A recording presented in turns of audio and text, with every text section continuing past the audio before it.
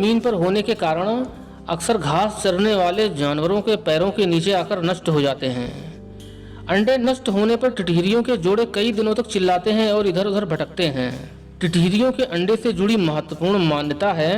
टिटहिरियां नदी, तालाब या खेतों के आसपास ही रहती हैं और ये अपने अंडे गड्ढे या किसी निचले स्थान पर देती हैं। और जब निचले स्थान पर अपने अंडे देती हैं उस साल बारिश कम होती है, और जब ये अपने अंडे जमीन के किसी ऊंचे स्थान या खेतों के मेढ़ों पर देती हैं तो उस साल भारी बारिश होने की संभावना होती है। मानसून में कैसी बारिश होगी, आज भी किसान टिटहिरियों के अंडों को देखकर पता लगा लेते हैं और ये बात वैज्ञानिक शोध में भी प्रमाणित हुई है। जिस स्थान पर टिटहिरी के अंडे रखे होते हैं किसान खेत को उस जगह नहीं जोतता है।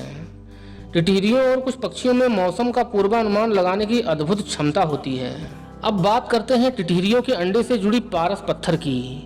कहा जाता है कि टिटहिरियां अपने अंडों को सेने के बाद उन अंडों को एक बेहद ही दुर्लभ पारस पत्थर की सहायता से तोड़ती हैं। तब इनके अंडों से बच्चे बाहर आते हैं और इसी पारस पत्थर के स्पर्श से लोहा या कोई भी कठोर धातु सोने में तब्दील हो जाती है। आइए जानते हैं इस मान्यता की सच्चाई क्या है। टिटहिरियों के जोड़े पक्षी नर व मादा दोनों अंडों की सुरक्षा के प्रति चौकन्ने व संवेदनशील रहते हैं।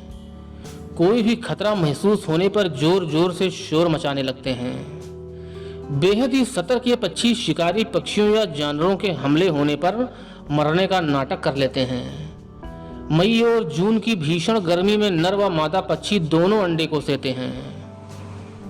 दोपहर में मादा पक्षी भोजन लाने बाहर चली जाती है।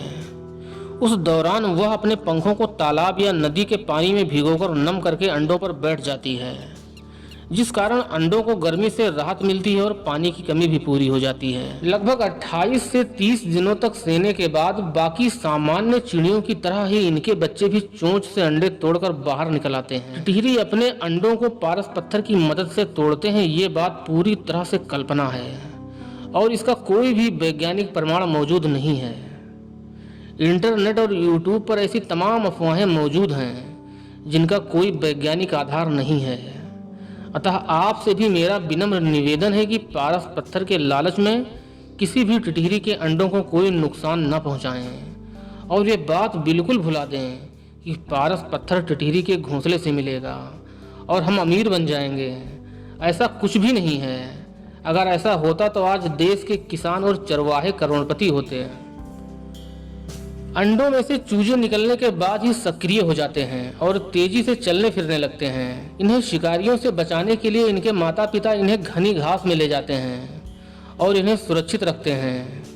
इनके माता पिता हर वक्त चूजों की निगरानी करते रहते हैं। खतरा महसूस होने पर टिटहिरी माता पिता शोर मचाकर चूजों को सचेत कर देते हैं।